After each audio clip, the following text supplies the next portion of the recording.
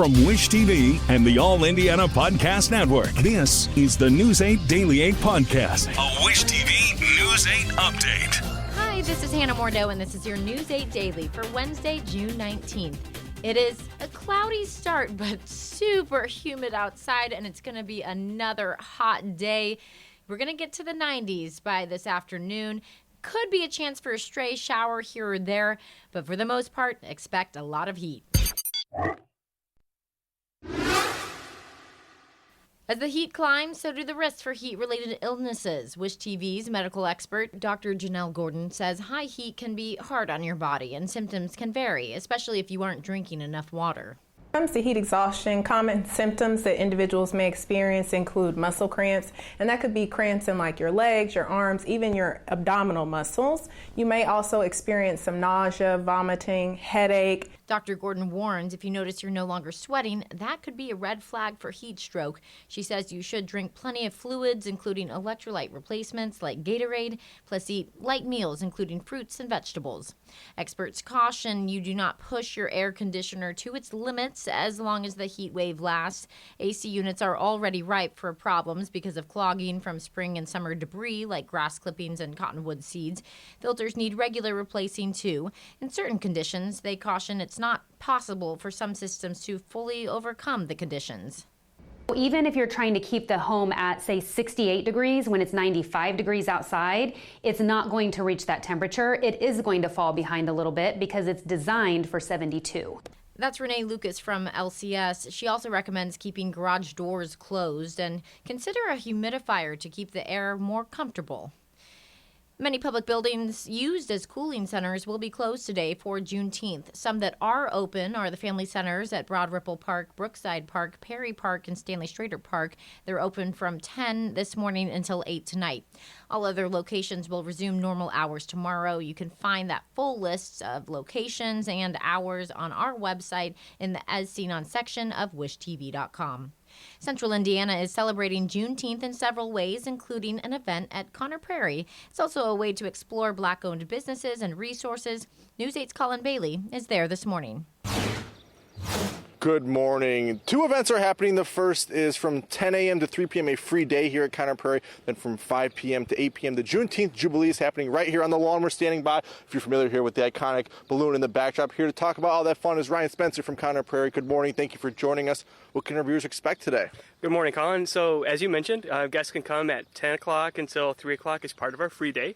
And if you show up, we have a splash pad. We have play invitations that involve the themes of equity and love and community and heritage. And we have ice cream, all sorts of things to keep you cool, but there'll be lots of activities happening throughout the day. At 10:30, there is a bird walk on our brand new trail system. And then if you come this evening for the Juneteenth Jubilee, the Fishers Arts Council and the Fishers High School Future Black Leaders are sponsoring a huge event with black companies and African American foodways and all sorts of things with bouncy houses. So today's all about community. Just come down, enjoy. It's free. You can just show up, or you can go on to our website and reserve your free spot. Well, thank you for joining us this morning. It should be a fun time. And like Ryan mentioned, the Juneteenth Jubilee kicks off at 5 o'clock this evening, and it runs until 8 o'clock this evening as well. But for now, in Fishers, I'm Colin Bailey for Wish TV, wishtv.com, or follow us on Facebook for updates. Elephant Gardens, an urban farm on the city's northeast side, is getting a makeover. It's a service project for Juneteenth. News 8's Hernan Gutierrez is at 34th and Sherman at the garden and tells us who's helping out. Hey guys, good morning. And well, Keith Outdoors, a landscaping company here in Indianapolis, along with some community volunteers, are coming together to build a track around the plot of land you see behind me. They've been here since about 7:30 doing some of the work. They're doing some additional work for education and other stuff here. Here to tell us a little bit more about what's going on is Vivian from Elephant Gardens and Corey with Heath Outdoors. Good morning, guys. Good morning. Thanks for being here. Vivian, I'll start with you once again. When you guys found out that you guys were selected this year, I understand now that this was part of a grant that Heath Outdoors was doing. When you guys were selected this year and you found out, what was going through your head? How excited are you to be selected? I'm grateful, really. I'm very excited, but very grateful because we had this vision of Farm Fit for years and really didn't know how we were going to bring it to fruition. We thought it was going to, be an incremental year we'll build up. So by being selected and having this project pretty much completed in a day, that's awesome for us. It's a blessing beyond what I can put into words, and it'll really be an addition to the community, and it will really help our youth. It'll help our adults. We're going to have yoga classes. It's going to be really wonderful. So I'm so grateful. Corey, tell me a little bit about what this project kind of means for your company and for, well, your team. I know we were talking a little bit about it before we went live here, but what does it mean for you guys? Well, it's a great rallying point for our team, and it's really easy to get behind someone like Vivian and her family who have so much passion and are doing such great things in our community. So there's a lot of excitement on our part to be a part of this. It's a blessing for us too. All right, well, guys, thanks for being here this morning, and thanks for giving us your time.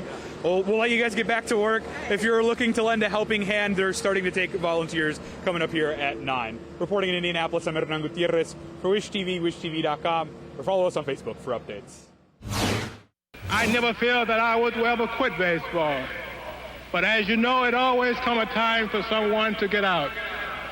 And I look at the kids over here, the way they are playing, and the way they are fighting for themselves tells me one thing.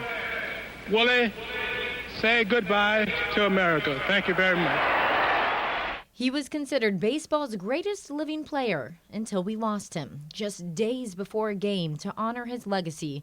The Say Hey kid, Willie Mays, went from humble beginnings in Westfield, Alabama, to the top of the sports world. The team he spent most of his 24 big league seasons with, the Giants, announced his death yesterday.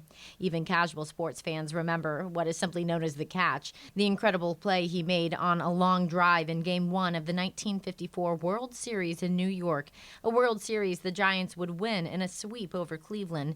Mays was the toast of New York until the Giants moved to San Francisco in 1958. He continued to hit and field like no one else, finishing with 660 home runs and well over 3,000 hits, going into baseball's Hall of Fame in 1979.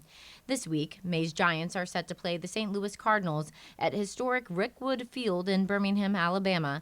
It's the same ballpark where a teenaged Willie Mays played with the Birmingham Black Barons in the Negro Leagues before Major League Baseball was fully integrated. Earlier this week, Mays had announced he would not be able to attend the game, and yesterday, Mays' son says he passed away peacefully in his sleep. Willie Mays was 93 years old. Another swimmer from Indiana is heading to the Olympics with a breathtaking swim at Lucas Oil Stadium. Noblesville native Luke Whitlock is going to Paris. He finished second in the men's 800-meter freestyle by shattering his personal best by a stunning 5 seconds. Reagan Smith can add to her Olympic medal haul. She set a world record in the 100-meter backstroke, 57.13 seconds. The swim trials continue today at Lucas Oil Stadium. When Team USA walks in at the Paris Olympics opening ceremony, the athletes will be wearing tailored blazers and blue jeans.